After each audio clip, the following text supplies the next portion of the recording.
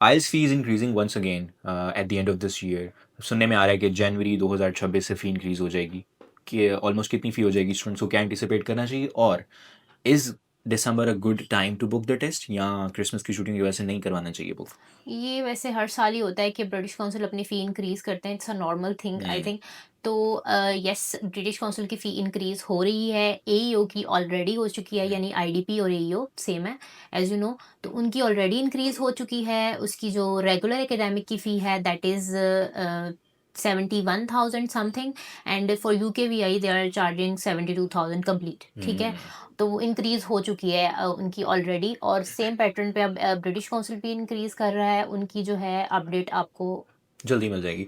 अभी यस। यानी कि उनकी स्पेसिफ़िक अपडेट ऐज़ इन हमें ऑफ़िशियल ईमेल की फ़ॉर्म में रिसीव नहीं हुई है। हम इसलिए एग्ज़ैक्ट कोट नहीं कर पा रहे बट समहाउ सो एयू के यस, आस-पास ही जो है हाँ, ना ये उनकी एक बेस्ट इंक्रीमेंट होगा। पीरियड है स्टूडेंट के लिए कि वो कम फी में अपना टेस्ट बुक करवा सकता है। वो फेब में टेस्ट देना चाह रहा है, वो मार्च में देना चाह रहा है, वो कभी भी नेक्स्ट ईयर में किसी भी मंथ में टेस्ट देना चाह रहा है, तो वो अभी अगर बुकिंग करा लेगा तो उसको कम चार्जेस पे ही बुक हो जाएगा फॉर हुँ, दिसंबर। हुँ।